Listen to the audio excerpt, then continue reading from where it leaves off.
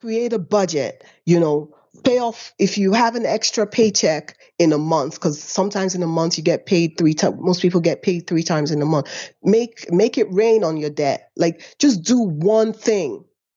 Trust me, and it works.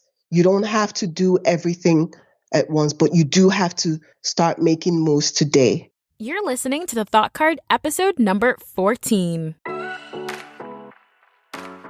Welcome to the Thought Card, a podcast about travel and money, where planning, saving, and creativity leads to affording travel, building wealth, and paying off debt. We are the Financially Savvy Travelers.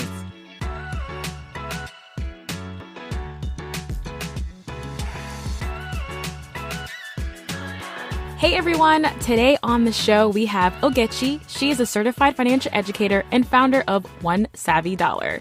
One Savvy Dollar is a personal finance website that helps people find companies that offer tuition reimbursements and empowers them to save money, pay down debt, and increase their net worth while building wealth. She's been featured on sites like NerdWallet, Clever Girl Finance, and so much more. So what inspired you to start One Savvy Dollar, which is an awesome business name, by the way. Love it. Thank you. So does everyone. By the way, that took 6 months. It took me 6 months to come up with a name. It had to be cool. It had to be descriptive of what I'm about. Like, once you hear One Savvy Dollar, you automatically know that it has something to do with money. Hashtag right goals. Off the bat, yeah, right? Hashtag goals. Exactly. I have a background in finance. I have a bachelor's in communications, a master's in accounting, and my professional background has been in finance. So I just came across a lot of people who had problems with managing their money, saving, budgeting, who were in a lot of debt. And that's really how I started, just my personal and professional background. And I was able to create One Savvy Dollar. Over time, One Savvy Dollar evolved to doing more for people, because I realized that, listen, if you're in debt, if you're in a lot of debt, it's going to be difficult moving forward. It's going to be difficult saving. It's going to be difficult doing things that you're passionate about. One Savvy Dollar evolved into helping people find companies that offer tuition reimbursements so that they can go to school with little to no student loans and ultimately not have this huge crippling debt behind them. So in terms of student loan repayment, can you tell us how much you owed and what motivated you to pay it off quickly? Well, I graduated with $26,000 in student loan debt. I was set up on a standard repayment, which is 10 years. And I just realized that I didn't want to be 40 years old, still paying debt, student loan debt from my 20s. It didn't even make sense to me. And there were other things that I felt I could be doing with the money. So I just saved. Most people would pay extra towards their loan. I kind of didn't do it that way. I was making the regular payment, which was about, I think, $294 for close to 3 years. And then right there on the third year, exactly, I paid off a lump sum of $20,000. And that's because I saved. I kept making payments regularly, but saving on the side as well. And I just paid it off in one shot. I love that, because you're really touching on two different approaches. I paid off $63,000 in 4 years, but for me, I did it multiple ways. So I did number one, I actually inflated my payment costs, but I also actually used my emergency fund savings, and I would make large bulk payments, but then I would pay myself back at the end. So did you have a goal of making a lump sum payment and paying yourself back in the future? Or you said, I'm going to devote these savings to paying off my student loan debt? I said I was going to devote the savings to paying off my student loan debt. And it just so happened that I paid it off on my birthday. Oh, that's amazing. That was literally my birthday gift, my 31st birthday gift to myself. And I said, you know what? It would be great to step into my new year without this debt hanging over me. And honestly, 1 year later, that's one of the best decisions I've made, to just not have the student loan. And I'm paying myself back. Remember, I was set up on a 10-year repayment program. So I paid it off in 3 years. So technically there's 7 years left, right? So now that I'm still paying my student loans, but this time I'm paying it to myself. I love that. That is a gem. And you're touching on something very important because it's like taking what a bill used to be and transferring it into what your goals, your intentions, and I love that. And I actually did something very similar because when I was shopping for a home, I said to myself, I've been living 4 years with student loan debt and I know how it feels to have this amount of money taken out every month, right? So right now, my student loan is now my mortgage payment. So that's exactly line to line item. So I love that strategy. How did you like think about it that way? Like, how did you decide, I'm going to do this for the next 7 years? Like, tell us a little bit more about that. Well, first of all, when I graduated, I thought of it this way. Okay, so 26,000 is roughly the cost of a new car. So I decided not to get a new car because I figured, there's always going to be a new car. But how about I take care of this first and then get a new car later if I wanted to. But I figured just not get distracted, have this goal of paying off the loan and being able to use the monies to do other things for myself. I still didn't get a new car, like a brand new car, but I decided to just keep paying myself back. I don't know how long I'm going to keep doing this, but I figured it's best to not have student loan debt going forward. And I'm glad that I've paid it off. I love that. So that's gold. It's like if you can just transfer what you used to pay in student loans, and that could also work for credit card debt as well. So transfer what you used to pay to actually in your savings. And I think that's a great way to also avoid like lifestyle inflation as well. Yes. Because, as we make more money, we tend to spend it all or spend the Yes. majority of it. So I think that definitely is really great.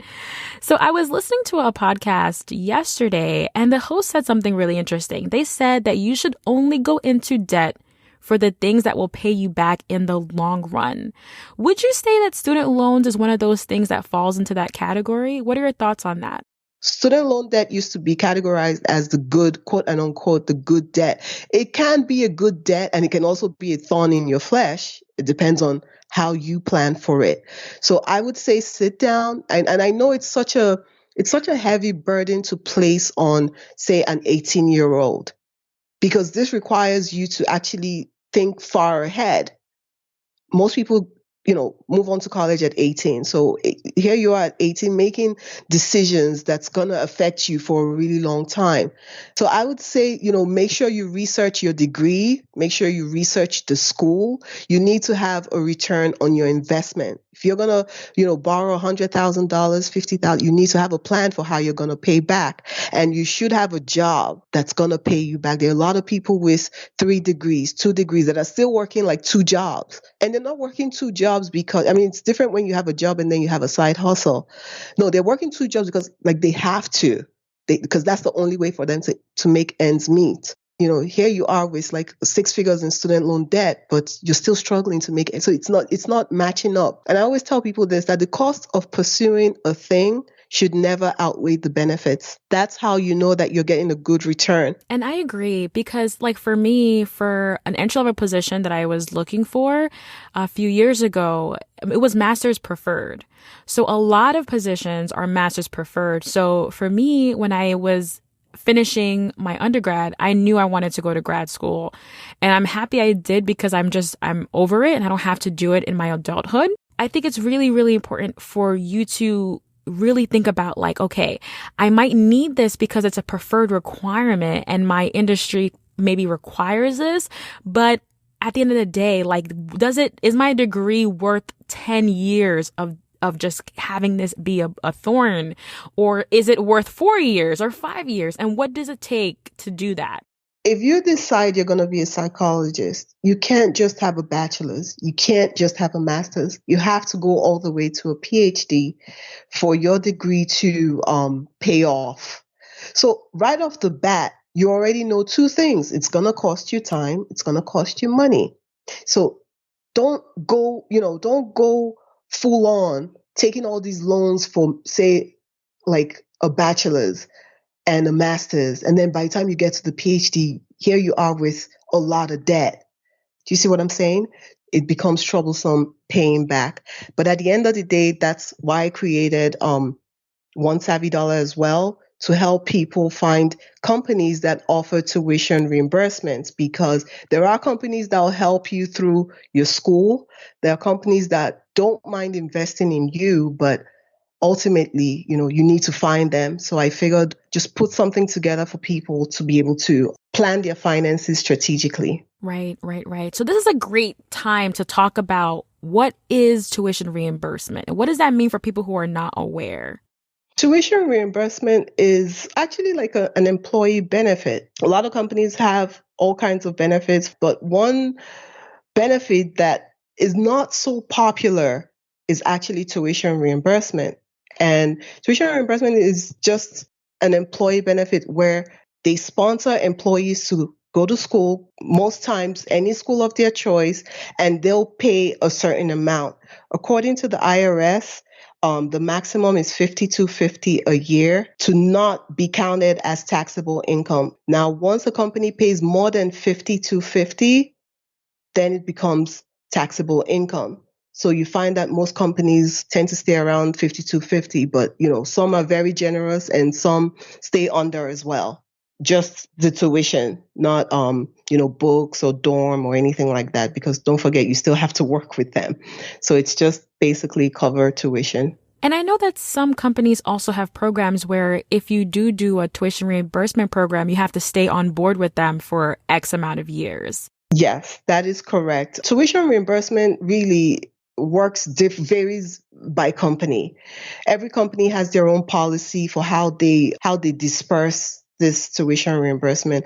Your grades matter, because don't forget this is extra monies. Technically, that has nothing to do with your salary.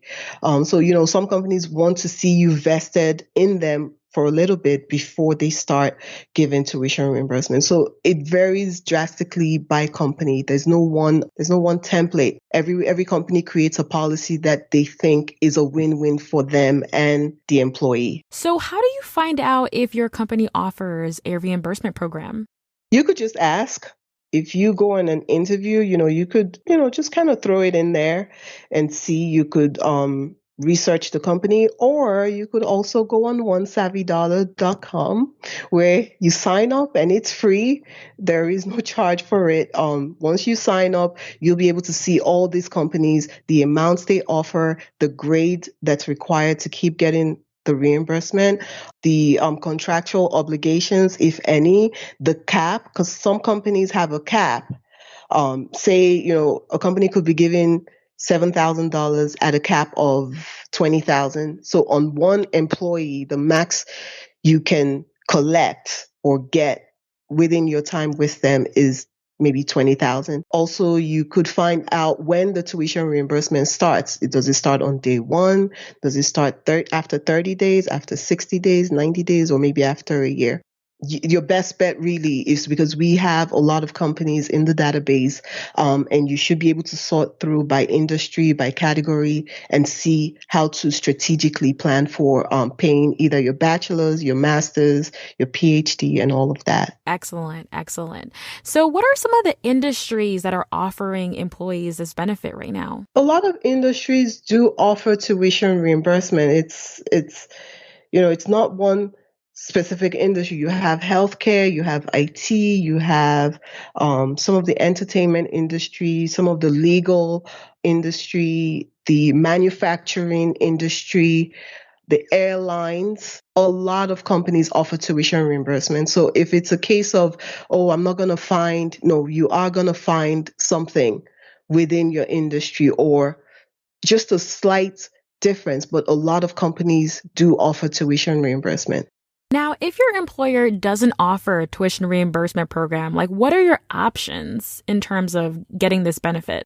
I would say definitely apply for FAFSA. Go to the financial aid office for the school that you're looking to get into. Apply for financial aid. See if you can find work study, find scholarships as well. There are all kinds of scholarships out there, but definitely I believe that you don't need to be in six-figure debt to get a really good education. Right, because like we said before, student loans can really impede you from reaching your financial goals, like Yes, buying a house, getting married, having the dream yes, wedding, or, yes. starting a family. These are all things that makes it so much harder when you have to take care of, your student loan debt. And I also think, as employees, it's our duty to also continuously talk to our colleagues and our friends and making sure that it's transparent. And if your organization doesn't have it, perhaps talk to your HR department and say, hey, maybe you can do a petition, or maybe you can find ways to see if your organization will be able to help you. And it's not only you, it's going to be all of your other employees as well. So what's next for One Savvy Dollar? What are you up to? I've created a course for people who are looking to buy their first homes. It's a 21-day course. We start off in January 7th, and I'm really excited about that. Ultimately, yes, the idea or the goal for One Savvy Dollar is to help you with your personal finances. So One Savvy Dollar is a personal finance space in entirety. Yes. And also there's going to be a saving challenge coming up for next year as well. There's also going to be a course on budgeting and also a course on debt. So it's just right now I'm all about, creating courses, reaching more people, adding more companies to the database, and just generally growing One Savvy Dollar. And you also have a wonderful Facebook group. Tell us about that. Thank you. Thank you. I am One Savvy Dollar. One Savvy Dollar is actually, I don't think of it as a little powerful statement. First of all, to be One Savvy Dollar is to be savvy. First of all, is to be knowledgeable, to be smart about your life. So the group is called I Am One Savvy Dollar, and everyone's on their grind in their either saving, budgeting, looking for ways to pay down debt. Just the other day, some girl said she reduced her student loan interest rate from like a 6.8 to 1.9%. And I was like, hoo, that's great. So everyone there, just a bunch of us young folks just trying to figure out our monies and save more, pay down debt, and build wealth. Yes, that group is very, very, very good. It's great to be surrounded by like-minded people who are also doing the grind. And I am definitely very, very interested in doing the money challenge next year. So sign me up. What's one thing that you will implore people to do next? I'll implore people to take their personal finances, just a little more seriously. It's not very difficult. I don't know where you are with your personal finance right now, but just start, just put one foot in front of you, just start. If it's starting off with your budget, start with a budget. If it's logging onto your student loan account to see how much you owe and to see the daily interest that's occurring, that's adding up, because a lot of people don't understand how they borrowed, say, 20,000, but it has ballooned up to 30,000. That's because of the daily interest. Create a budget, just do one thing. Trust me, and it works. You don't have to do everything at once, but you do have to start making moves today. Wow, guys, what a powerful ending from Ogechi. She's just, encouraging us to take one action today. And this is on the money. No pun intended, though.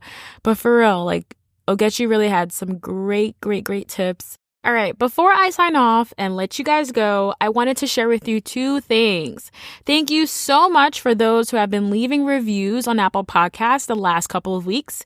Here is a review from Almost Debt Free. She says, a great idea for a podcast that provides valuable insights into how to use the right tools and how we can take advantage of all that travel. Thank you so much, Almost Debt Free. I really appreciate the podcast reviews. It helps us spotlight the show and helps us get more easily found. Again, if you haven't had a chance to join the Facebook community, we have a brand new Facebook community called Financially Savvy Travelers, and this is where I love to hang out. This is where you'll meet other like-minded savvy travelers who are trying to save money, who are trying to have amazing life experiences, investing, paying off debt. And it's just a great place to just be in community with each other. And I learned so much from each and every one of you. Thanks for tuning in to another episode of the Thought Card Podcast, and I cannot wait to see you next time. Bye.